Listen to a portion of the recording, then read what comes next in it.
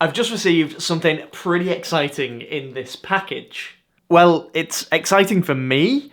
It's really just a bunch of paper and some brushes, but the project that it's going to be for is really exciting. I'm teaming up with Craft Demo again to release a new set of brushes. These are the samples, but that's not all. They've also sent me these boxes full of different papers for me to try out. I'm not going to tell you exactly what the project is. It's something not just for me, it's something for you. But before I can do any of that, I need to find out which one of those papers I like best.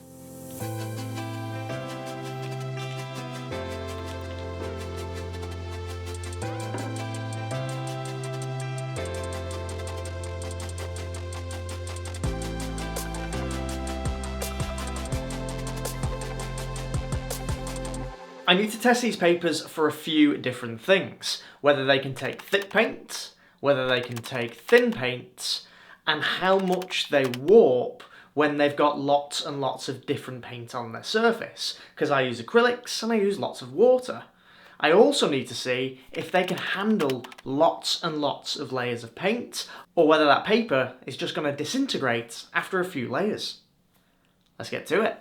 Let's start by seeing how well they handle a wash, because that's how I like to start pretty much all of my paintings.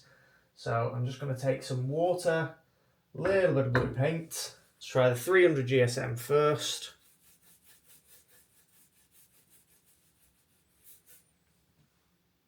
I mean, that seems okay.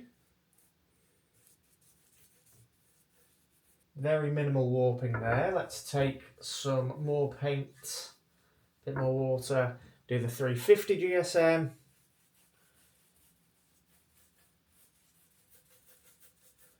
Even less warping there.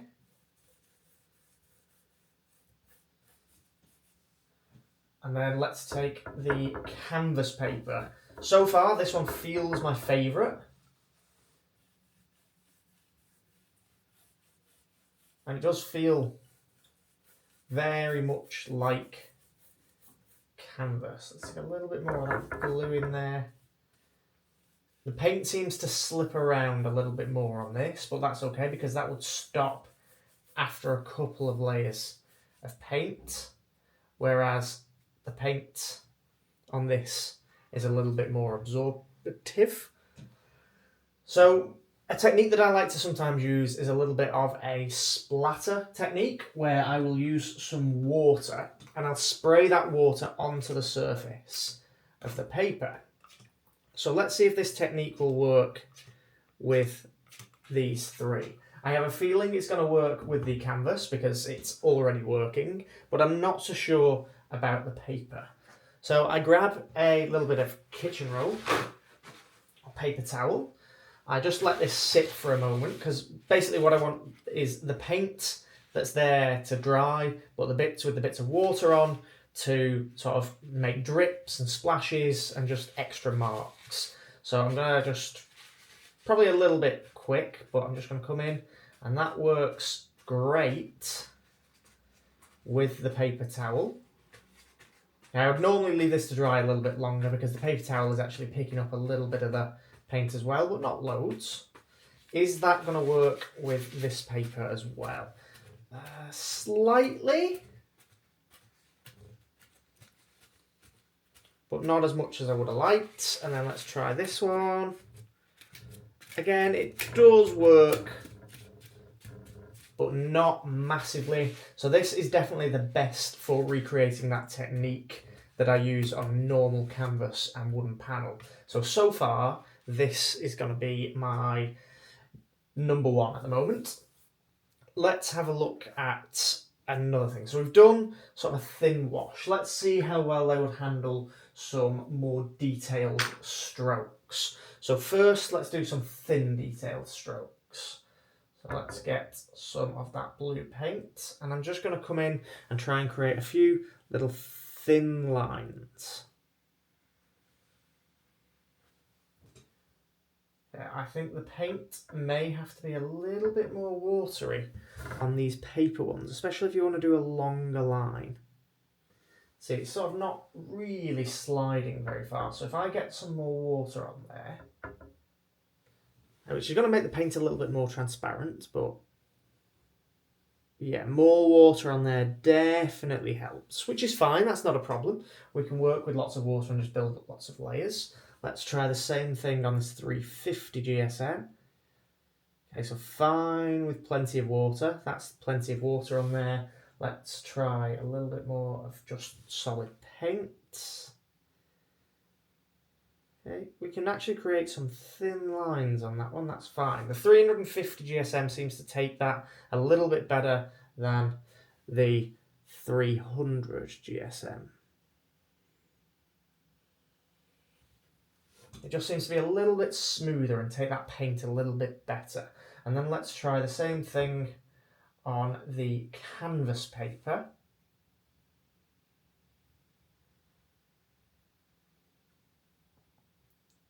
Okay, so we can make probably the thinnest lines on that canvas paper. However, the paint is a lot more transparent on this paper, so it is going to need a few more coats and layers to get the thick coverage that you want. So let's now try a little bit of a thicker bit of paint. So I'm just going to take the paint straight from the tube and I'm just going to start to add a little bit of texture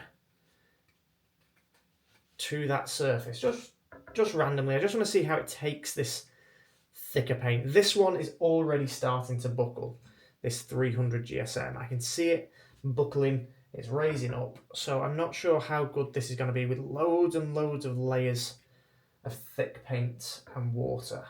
Let's try this one. This one's not buckling as much, it's still buckling a little bit, but not as much as a 300 GSM. Not really painting anything in particular just yet. I am going to take my favourite and paint something a little bit later on in the video. Just doing a little test for now. And that seems to take that paint quite nicely.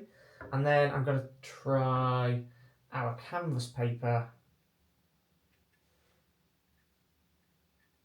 And again, the paint is kind of transparent. So I think if you wanted a little bit more of a solid looking painting, you would need to put more work into this one than the others.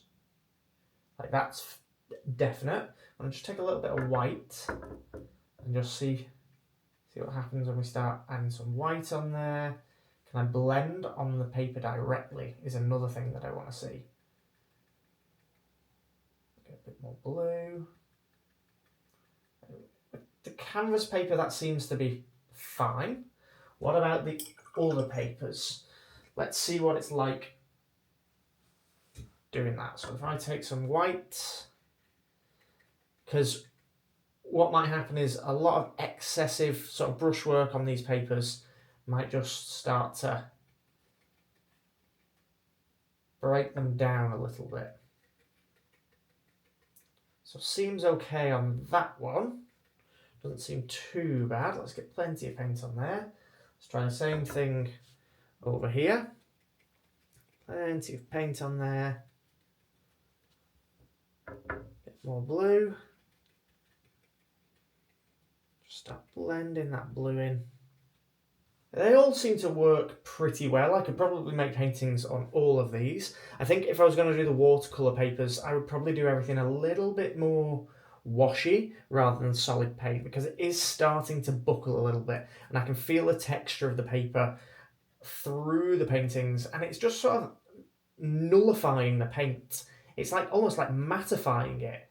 Whereas if I wanted something brighter and bold, a little bit more like an oil painting, then this canvas paper just seems to make everything a little bit glossier and all the paints have a little bit more vibrancy to them.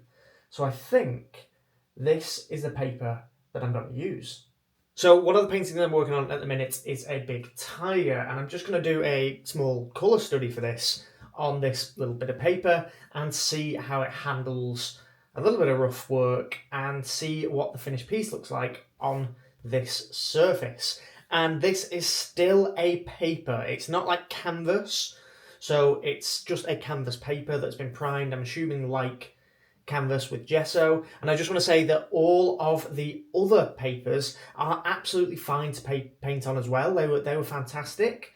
And you could turn them all into papers like this by adding a few layers of gesso. But I don't want to do that. I want to create paintings straight out of the box, and that's what we're going to do with this.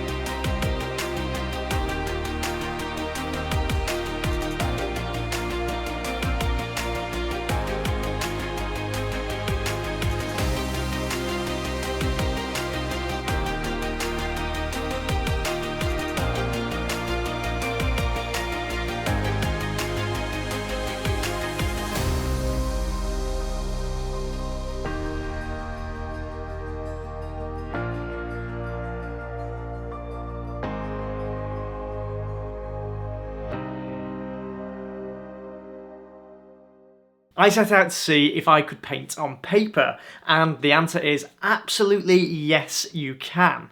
There are a few little things with these three that I've realised. The 300 GSM paper has warped quite a bit, so you can see that. There's nothing that couldn't be fixed if it was framed behind glass, so that's okay, or glued onto a board to keep still. Same with the 350 GSM. That has held the paint a little bit better, especially with the textured areas, than the 300, and it's warped slightly less. And then we've got the canvas paper as well that I decided on using. This has warped the least. It's warped a little bit because it is still paper, but it has warped the least. But there is one thing with this that I have found, is if you are not careful, you can peel away the bit that is actually the canvas. So I don't know if you can see that on there very clearly, but as I've pulled the masking tape away, I've pulled back that canvas paper layer, that gesso-y sort of papery layer, which has exposed just regular paper underneath. So I am gonna have to be more careful with that in the future, and that was just pulling off the masking tape that did that. And then finally, here is the painting. So it's not obviously the best painting in the world, but it has answered the question, can I paint on paper? This has obviously had a lot more paint on it than the tests, and it seems that as you get more and more paint on it, it seems to have made it more and more sturdy, because this is even less warped than the rest of the papers, which is fantastic. And I am going to be painting this tiger, but in a heck of a lot more detail and a heck of a lot bigger very soon. Tiger painting is a different project, but I cannot wait to get started with the project that involves this paper. I think this is the one that I'm going to choose because I absolutely love painting on it. The brush set that I've just created is absolutely fantastic for painting things like this, and I cannot wait to get stuck in and start more. If you've enjoyed this video, then why not click on this video here? You can follow me on all of my art journeys and all of my paintings, and I hope you enjoy it. As always, thank you so much for watching, and I'll see you next time.